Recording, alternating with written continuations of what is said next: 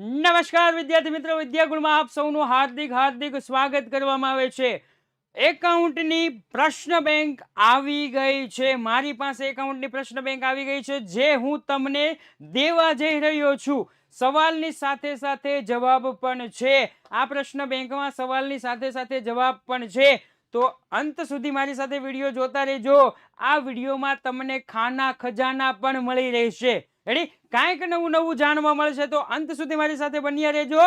એક પણ સવાલ મિસ ન કરતા. રેડી? ચાલો શરૂઆત કરીએ. તો સૌપ્રથમ જ્યાં વ્યક્તિગત કૌશલ્ય મહત્વનું હોય ત્યાં પાઘડી કેવી હોય છે સાહેબ? હંમેશા ઓછી હોય છે. જ્યાં વ્યક્તિગત કૌશલ્ય મહત્વનું હોય ત્યાં પાઘડી હંમેશા ઓછી હોય છે. જ્યારે પેઢીમાં દર વર્ષે નફો સતત વધતો હોય તો કઈ પદ્ધતિ મુજબ પાઘડી ગણવામાં આવે? તો કે ભારિત સરેરાશ નફાની મુજબ. ત્યાર પછી અપેક્ષિત નફો. અપેક્ષિત નફો એટલે ત્રીજું સ્ટેપ. ત્રીજું સ્ટેપ ઉપરના બે સ્ટેપ સાથે સંકળાયેલું છે સાહેબ. રોકાયેલી મૂડી ગુણ્યા અપેક્ષિત વળતરનો દર. ત્યાર પછી અધિક નફો. સાહેબ અધિક નફો છે એના ઉપરના બે સ્ટેપ સાથે સંકળાયેલું છે. એનો મતલબ એમ થયો કે સરેરાશ નફો માઇનસ અપેક્ષિત નફો. સાહેબ એકદમ મસ્ત મજાની રીત હોય છે. નીચેનું સ્ટેપ ઉપરના બે સ્ટેપ સાથે સંકળાયેલું, નીચેનું સ્ટેપ ઉપરના બે સ્ટેપ સાથે સંકળાયેલું હોય છે. ચાલો ત્યાર પછી છે પાઘડી એ ખાલી જગ્યાનું નાણાકીય મૂલ્ય છે. તો કે એકમની પ્રતિષ્ઠાનું, ધંધાકીય એકમની પ્રતિષ્ઠાનું નાણાકીય મૂલ્ય છે. ત્યાર પછીનો સવાલ, તો કે ત્યાર પછીનો સવાલ છે કે સાહેબ પાઘડી એ કયા પ્રકારની મિલકત છે? તો કે અદ્રશ્ય મિલકત છે. પાઘડી અદ્રશ્ય મિલકત છે.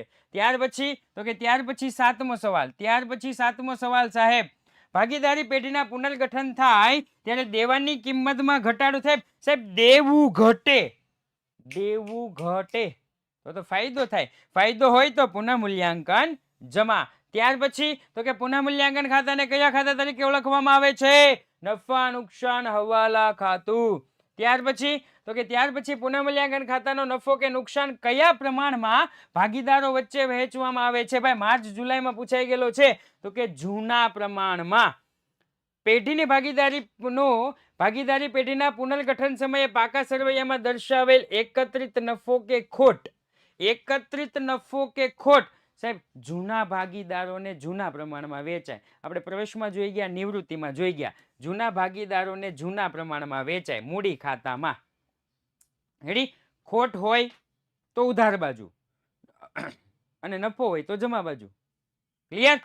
ચાલો એના પછી, તો કે ભાગીદારી પેઢીના પુનર્ગઠન વખતે પાકા સરવૈયામાં પ્રોવિડન્ટ ફંડ ક્યાં દર્શાવાય છે સાહેબ? પ્રોવિડન્ટ ફંડ નો વેચાય એટલે દેવું કહેવાય. દેવું મૂડી દેવા બાજુ. ત્યાર પછી, તો કે ત્યાર પછી આપણે આગળ વધીએ. તો એના પછી છે સાહેબ તમારા માટે બહુ કામનું છે. તમારા માટે બહુ કામનું છે. વિના મૂલ્યે ધોરણ 1 થી 12 માં અભ્યાસ કરવા માટેની બેસ્ટ એપ્લિકેશન એટલે કે યુથ એજ્યુકેશન એપ્લિકેશન. સ્વપ્રયત્ને સ્વપ્રયત્ને જો તમારે કાંઈ પણ બેસ્ટ કરવું હોય તો તમારા માટે બેસ્ટ એપ્લિકેશન છે યુથ એજ્યુકેશન. નામમાં કોઈ ફેરફાર થયો નથી. 2017 થી આને આ જ નામ ચાલ્યું આવે છે, યુથ એજ્યુકેશન. રેડી?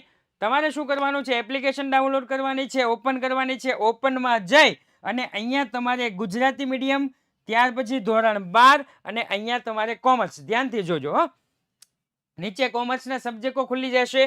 કોમર્સના સબ્જેક્ટો જેવા જ તમને ખુલશે એવું તમારે વિષય પસંદગી કરવાની. ફોર એક્ઝામ્પલ 10મું હોય તો science, maths, SS, Gujarati, English, અને ધોરણ 11 અથવા 12 હોય તો state account, eco, BA English એ આવશે. ત્યાર પછી નીચે સાહેબ તમારે જે ચેપ્ટરની ટેક્સ્ટ બુક જોતી હોય તો ટેક્સ્ટ બુક, વિડીયો જોતો હોય તો વિડીયો, મટીરિયલ જોતા હોય તો મટીરિયલ, રીડિંગ મટીરિયલ જોતા હોય તો રીડિંગ મટીરિયલ, અને પ્રેક્ટિસ MCQ. સાહેબ 30% હેતુલક્ષી કરેલું છે. 30% હેતુલક્ષી કરેલું છે. આ જે 30% હેતુલક્ષી કરેલું છે ને એની વાત છે. રેડી? ચેપ્ટર વાઇઝ તમને બધું જ મળી રહેશે. રેડી? અહીંયા ગણિત છે, વિજ્ઞાન છે, આપણે state account, eco, BA English એવું આવશે. અહીંયા તમે જુઓ પ્રેક્ટિસ MCQ.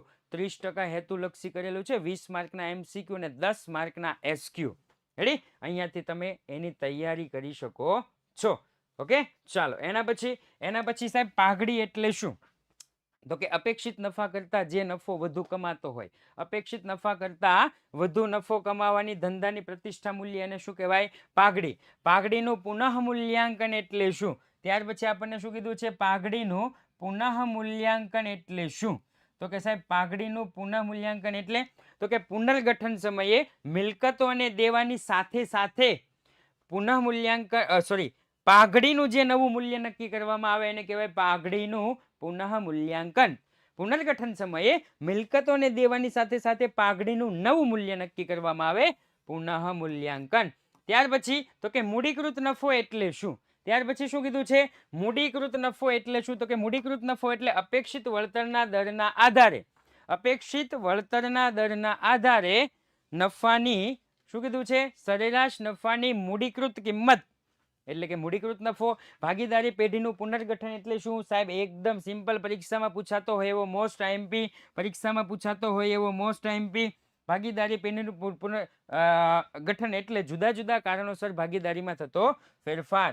પુનઃ મૂલ્યાંકન ખાતું એટલે શું? તો કે મિલકતો અને દેવાના પુનઃમૂલ્યાંકનની અસરો નોંધવા માટે જે ખાતું પેઢીના ચોપડે લખવામાં આવે છે એને કહેવાય પુનઃ મૂલ્યાંકન ખાતું. ત્યાગનું પ્રમાણ એટલે શું? ત્યાગનું પ્રમાણ એટલે શું? તો કે જ્યારે ચાલુ ભાગીદારો હોય એની વચ્ચે જે નફા નુકસાનના પ્રમાણમાં ફેરફાર થાય તો અમુક ભાગીદારને નફાનો ભાગ પહેલા કરતા ઓછો મળે, પહેલા કરતા ઓછો મળે, અને આ જે ઓછો ભાગ મળે ને એને કહેવાય ત્યાગ. ત્યાર પછી પુનઃ મૂલ્યાંકન ખાતા નફો કે નુકસાન ક્યાં લઈ જવામાં આવે? તો કે પુનઃ મૂલ્યાંકન ખાતા પછી ભાગીદારના મૂડી ખાતા લખવામાં આવે એટલે મૂડી ખાતે અથવા ચાલુ ખાતે. લાભનું પ્રમાણ એટલે શું? તો પહેલા ત્યાગ કરતા ઉલટું. જ્યારે ચાલુ ભાગીદારી પેઢી વચ્ચે નફો કે નુકસાનની વહેંચણી કરવામાં આવે ત્યારે અમુક ભાગીદારને પહેલા જે નફો મળે છે એ નફા કરતા વધારે નફો મળે, અને આ જે વધારે નફો મળે એને કહેવાય લાભનું પ્રમાણ. ત્યાર પછી એકત્રિત નફાની વહેંચણી કઈ રીતના થાય છે? એકત્રિત નફાની વહેંચણી તો કે જૂના ભાગીદારોને જૂના પ્રમાણમાં વેચી દેવાનું. કઈ બાજુ? તો કે જમા બાજુ. રેડી? ખોટ હોય તો ઉધાર બાજુ, નફો હોય તો જમા બાજુ. ચાલો એના પછી તો કે એના પછી યસ તમારા માટે બેસ્ટ, તમારા માટે બેસ્ટ. રોજ જીતો, રોજ. લકી વિનરને મળશે દરરોજ આકર્ષક ઇનામ. સાહેબ કઈ રીતના? તો કે સાહેબ ડેઈલી સ્ટુડન્ટ ગીવ અવે સીઝન ચાલુ થઈ ગઈ છે. રેડી? જેવી રીતના મોન્સૂન સીઝન ચાલુ થઈ ગઈ છે ને એવી જ રીતના ગીવ અવે સીઝન ચાલુ થઈ ગઈ છે. એમાં શું કરવાનું? તો કે ચેનલને લાઈક એટલે કે વિડીયોને લાઈક કરવાની અને ચેનલને સબસ્ક્રાઇબ કરવાની. ઓલરેડી તમે એ બધું કરો જ છો એટલે આને તમે હકદાર ઓલરેડી છો જ. બીજું તો કે દરરોજ લાઈવ લેક્ચર જુઓ, એ તો તમે જુઓ જ છો એટલા આના હકદાર તમે જુઓ. ત્યાર પછી ત્રીજું કોમેન્ટ કરો. હા, કોમેન્ટ કદાચ ન કરતા હોય તો એ લોકોએ કોમેન્ટ કરવાની છે કે આઈ એમ વિનર. કેવી કોમેન્ટ કરવાની છે? આઈ એમ વિનર. ઓકે, આ સબસ્ક્રાઇબ કર્યું હોય, લાઈક કરેલું હોય, કોમેન્ટ કરેલું હોય, ત્રણ એના સ્ક્રીનશોટ પાડી લેવાના. એક જ જગ્યાએ આવી જાય ત્રણ એક જ ઓલામાં સ્ક્રીનશોટ પાડી અને 992444 ઉપર તમે જેવું જ સેન્ડ કરશો લકી ડ્રો થશે. લકી ડ્રોમાં જેનું નામ આવશે એને મળશે આકર્ષક ગિફ્ટ. બોલવાની વાત નથી હો, આપવાની પણ વાત છે. રેડી? વિદ્યાકુલ વાળા જે બોલે છે એ કરે છે. રાઈટ? યસ. કોણ? તો કે ઓનલી ઓન વિદ્યાકુલ. ત્યાર પછી સાહેબ પૂનમ, ધવલ અને કોમલ એક ભાગીદારી પેઢીના ભાગીદાર છે. ત્રણેયના નામ લખી નાખવાના. જૂનું પ્રમાણ આપણને 3:2:1 આપેલું છે. નવું પ્રમાણ આપણને 1:2:2 આપેલું છે. અને ગોતવાનું શું છે? તો કે ત્યાગ ગોતવાનું છે. શું ગોતવાનું છે? ત્યાગ. ત્યાગનું સૂત્ર લખી નાખવાનું. ભાગીદારે કરેલ ત્યાગ બરાબર જૂનો ભાગ માઇનસ નવો ભાગ. જૂના ભાગમાંથી નવો ભાગ માઇનસ કરવાનો. આપણે સાહેબ શીખવાડેલું જ છે. આપણે શીખવાડેલું જ છે સાહેબ. શું શીખવાડેલું છે? તો કે જૂના ભાગમાંથી નવો ભાગ તમે કઈ રીતના બાદ કરો છો અને કેવી રીતના બાદ કરો છો. રેડી? અહીંયા છે પૂનમ, પછી તો કે ધવલ અને કોમલ. જૂનું પ્રમાણ કેટલું છે? 1 શીખવાડું છું. 3:2:1. અને નવું પ્રમાણ કેટલું છે? તો કે 1:2:2. હવે તો કે સાહેબ આ સૂત્ર લખી નાખવાનું. સૂત્ર લખ્યું. એકનું હું શીખવાડું છું. કોનું? પૂનમનું. બધું જ એ જ રીતે કરવાનું રહેશે તમારે. સૌપ્રથમ તો કે સૌપ્રથમ જૂનો ભાગ 3/3 ને 2 5 ને 1 6 માઇનસ નવો ભાગ એટલે કે 1/5 6 પંચા 30 5 તેરી 15 6 એકા 6 રેડી 6 9/30 9/30 થઈ ગયું. આવી રીતના પેલા બેનો ગુણાકાર રસ્તામાં ડાબી બાજુ ચાલો 5 તેરી 15 જમણી બાજુ ચાલો 1 6 એકા 6 પછી જે આવે એ લાભ હોય કે ત્યાગ હોય બધું જ એક સરખું. લાભ હોય કે ત્યાગ હોય બધું જ એક સરખું. રાઈટ. ઓકે ચાલો આગળ ચાલીએ. તો આગળ હવે એના પછી બીજું છે કે સાગર અને સરિતા અને પલક એક ભાગીદારી પેઢીના ભાગીદાર છે. એક ભાગીદારી પેઢીના ભાગીદાર છે. તેમનું જૂનું પ્રમાણ કેટલું છે સાહેબ? 3:3:2. નવું પ્રમાણ કેટલું છે? 1:1:1. ઓકે. શેની ગણતરી કરવાની છે? તો કે લાભ અને ત્યાગ બંનેની ગણતરી કરવાની છે. ત્યાગનું સૂત્ર આપણે અગાઉ જોઈ ગયા. લાભનું સૂત્ર તો કે નવો ભાગ માઇનસ જૂનો ભાગ. ભૂલ નો ખાતા હો, ભૂલ નો ખાતા. પહેલા જૂનું પ્રમાણ લઈ લેતા નહીં, પહેલા જૂનું પ્રમાણ લેતા નહીં. ઓકે ચાલો ત્યાર પછી તો કે ત્યાર પછી આપણે આગળ વધીએ તો ત્રીજો દાખલો આપણને આપ્યો છે ધ્રુવીલ, ગોપી અને મુકુંદ. ધ્રુવીલ, ગોપી અને મુકુંદ જૂનું પ્રમાણ કેટલું છે? તો કે 1:1:1. સાહેબ નવું પ્રમાણ કેટલું છે? તો કે 1:2:3. રાઈટ. હવે તો કે ભાગીદારનો લાભ બરાબર નવો ભાગ માઇનસ જૂનો ભાગ. ભૂલ નો ખાતા, પહેલા નવો ભાગ પછી જૂનો ભાગ લેવાનો. આપણે પહેલા જૂનો ભાગ લખીએ છીએ પછી નવો ભાગ લખીએ છીએ. રેડી. તો પહેલા જૂનો ભાગ લેવાનો પછી પહેલા નવો ભાગ લેવાનો પછી જૂનો ભાગ લેવાનો. ભૂલ નો ખાતા નીચેના બેયનો ગુણાકાર. રેડી. યસ. જૂનાને કરો અલવિદા, જૂનાને કરો અલવિદા. નવું કંઈક અપનાવો સાહેબ, નવું કંઈક અપનાવો. તમે જોયા જ છે મોબાઈલ ફોન જૂના. કોઈ એક કંપની છે મોબાઈલ ફોન જૂના ને જૂના એમાં ને એમાં ડટી રહી, ત્યાં બીજી બધી કંપનીઓ ખૂબ આગળ નીકળી ગઈ સાહેબ. આ તમારા જે પાઠ્યપુસ્તક છે, ગુજરાત સરકારે જે આપેલા પાઠ્યપુસ્તક છે ને, એને સરળતાથી સમજવા માટે આ એક પ્રકારનું ગાઈડન્સ પૂરું પાડે છે તમને. જેટલી પણ પુસ્તક છે બધું જ શું પૂરું પાડે છે? ગાઈડન્સ પૂરું પાડે છે સાહેબ. નવી રીતના નવી જનરેશનના બાળકોને કઈ રીતના યાદ રહેશે, કેવી રીતના યાદ રહેશે, એ બધું જ આ પુસ્તકમાં તમને જોવા મળે છે. ધોરણ 10 ગુજરાતી મીડિયમ, ધોરણ 10 ઇંગ્લિશ મીડિયમ અને ધોરણ 12 કોમર્સના પુસ્તકોમાં જોવા મળે છે. રેડી સાહેબ. મોબાઈલ ફોનની કંપની જૂનું એનું પકડી રાખ્યું તો શું થયું? નામ નહીં લઉં. રાઈટ ને. એટલા માટે જ વસાવા માટે સાહેબ 97 12 44 45 અથવા 49 અને 99 7 42 45 402 ઉપર કોલ કરી આજે જ મગાવો. પહેલા તમે એમ કહો કે અમને ડેમો કોપી આપો, એટલે તમને એક ચેપ્ટરની ડેમો કોપી આપશે. જો ગમે ડેફિનેટલી ગમશે જ, એની ઉપાધિ કરતા નહીં. એક પ્રકારનું સાહેબ પાઠ્ય પુસ્તકનું અંદર જે આપ્યું છે એનું ગાઈડન્સ તમને પૂરું પાડશે. ટૂંકમાં જાજુ સમજી લેજો, હું બહુ બોલીશ નહીં. રેડી. આજે જ વસાવી લેશો. ચાલો એના પછી વિભાગ ડી. વિભાગ ડી આપણને હસુ અને વાસુ એક ભાગીદારી પેઢીના ભાગીદાર છે. 2:1 પ્રમાણમાં નફો નુકસાન વેચે છે સાહેબ. પાઘડીના દાખલામાં મારે કોઈ જરૂર ન હોય, બદલીને 1:1 કરવા માંગે છે. પાઘડીનું મૂલ્યાંકન નક્કી કર્યું. નીચેની માહિતી પરથી ભાગીદારી પેઢીના મૂલ્યાંકનની અસર કરાર આધારિત 4 વર્ષના સરેરાશ નફાની 5 વર્ષની ખરીદીના આધારે કરો. સાહેબ એકદમ સિમ્પલ સરેરાશ નફો આપણને કહી દીધો છે. એકદમ સિમ્પલ કયો નફો કહી દીધો છે? તો કે સાહેબ સરેરાશ નફો આપણને કહી દીધો છે. અહીંયા જો ગણી નાખ્યું સરેરાશ નફો. લ્યો એકદમ સિમ્પલ સરેરાશ નફો આપણને કહી દીધું છે. સરેરાશ નફો આપણને ગણી નાખેલો છે કે ટોટલ કરી નાખ્યું. જો આમાં ભૂલ નો ખાતા, આમાં હું તમને કહી દઉં છું. 1 લાખ કેલ્સીમાં કરતા જાજો. 1 લાખ પ્લસ 1,20,000 માઇનસ 40,000 પ્લસ 60,000 એટલે 2,40,000 આવશે. એટલે 2,40,000 આવશે. રેડી. ચાલો એના પછી આગળ વધીએ તો આપણને કીધું છે હરપાલ, રાજેશ અને જયેશ એક ભાગીદારી પેઢીના ભાગીદાર છે. મિલકતો આપી છે, દેવા આપ્યા છે, આ આપ્યું છે, ઓલું આપ્યું છે. ઉપરોક્ત માહિતી પરથી પેઢીને પાઘડીનું મૂલ્યાંકન ભારિત સરેરાશ નફાની 2 વર્ષની ખરીદી. અરે રે, આવી રીતના ઘણી વખત આપણને પરીક્ષામાં ગુમરાહ કરવા માટે સાહેબ આ બધું આપશે.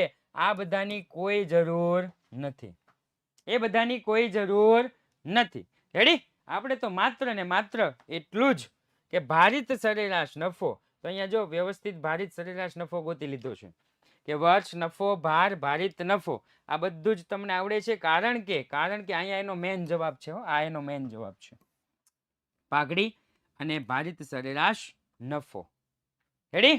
ઓલું ભૂલતા નહીં હો, લાઈક કરવાનું, ચેનલ સબસ્ક્રાઇબ કરવાનું, કોમેન્ટ લખવાની, આઈ એમ વિનર, ભૂલતા નહીં. ચાલો એના પછી, તો કે એના પછી યસ 4 ગુણમાં પાઘડીના મૂલ્યાંકનને અસર કરતા પરિબળો પૂછાય તો 4 પોઈન્ટ લખવાના. કેટલા પોઈન્ટ? 4 પોઈન્ટ લખવાના. રેડી?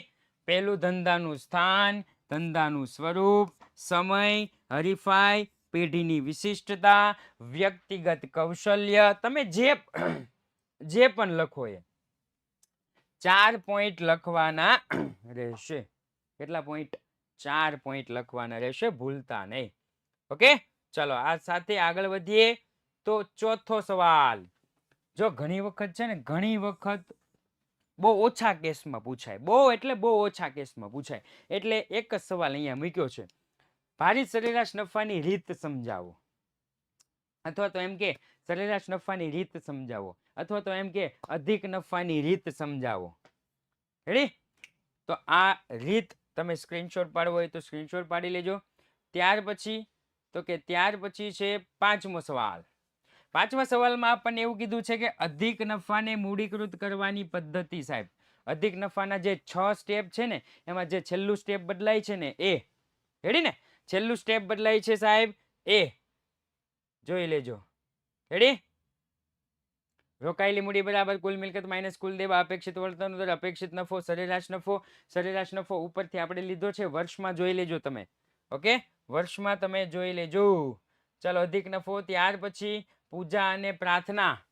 પૂજા અને પ્રાર્થના, એક ભાગીદારી પેઢીના ભાગીદાર છે, 8 લાખ મૂડી છે, 12%, અપેક્ષિત વળતરનો દર છે નફો 1, 1, 40, 90 વધઘટ થાય છે, એટલે સરેરાશ નફો ગોતવાનો છે.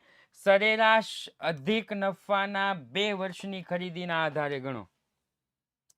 અધિક નફા હવે તો કે સાહેબ અધિક નફા વાળી રીત આવી ગઈ છે. કઈ રીત આવી છે ભાઈ? અધિક નફા વાળી. રોકાયેલી મૂડી, અપેક્ષિત વળતરનો દર, અપેક્ષિત નફો, સરેરાશ નફો, અધિક નફો, પાઘડી. રેડી સાહેબ? એવું કહેવાય છે, કોઈ એક શિક્ષકે કીધેલું છે કે આઈએમપી થી તો માત્ર પાસ થવાય છે, આઈએમપી થી તો માત્ર પાસ થવાય છે, પણ પૂરું ભણવાથી પૂરા માર્ક લવાય છે. રેડી? આઈએમપી થી તો માત્ર પાસ થવાય છે, પૂરું ભણવાથી પૂરા માર્ક લવાય છે. તો આખું વર્ષ ફૂલ યર સ્ટડી કરવી હોય સાહેબ, એ ફૂલ યર સ્ટડી પાછી કેવી? તો કે લાઈવ લેક્ચર. અને લેક્ચર પૂરો થઈ ગયા પછી તો કે એનું રેકોર્ડિંગ લેક્ચર. સાહેબ કોક ડાઉટ હોય તો એનું પણ સોલ્યુશન. સર અમારે નોટબુક બનાવવાની, તો કે એના માટે લેક્ચર નોટ્સ. સાહેબ અમારી એકમ કસોટી ગઈ, 25 માંથી 25 આવ્યા. સર અમારી પ્રથમ પરીક્ષા ગઈ, 100 માંથી 100 આવ્યા. એના માટે બેસ્ટ રિઝલ્ટ અને વોટ્સઅપ સપોર્ટ. સાહેબ આ બધું જ એક જગ્યાએ મળે, ધોરણ 9 થી લઈ 12 ના વિદ્યાર્થી મિત્રો માટે. અને ક્યાં મળે? તો કે માત્ર ને માત્ર વિદ્યાકુલ એપ્લિકેશનમાં. રેડી? યુથ એજ્યુકેશન એપ્લિકેશન છે, એ તમારા જાતે સ્વપ્રયત્ન MCQ SQ વિડીયો જોવા માટે અને લાઈવ લેક્ચર ભણવા માટે એકમાત્ર એપ્લિકેશન એટલે કે વિદ્યાકુલ. સાહેબ જોડાવા માટે તો કે તમે જે નંબર ઉપર કોમેન્ટ, લાઈક અને સબસ્ક્રાઇબર જે મોકલવાના છો ને, એ 992445 પર. રાઈટ? તો આ સાથે જ આજનો ક્લાસ અહીંયા આપણે પૂર્ણ જાહેર કરીએ છીએ. ફરી વખત મળીશું એક નવા ક્લાસ સાથે, નવા કોન્સેપ્ટ સાથે. જય હિન્દ, જય ભારત.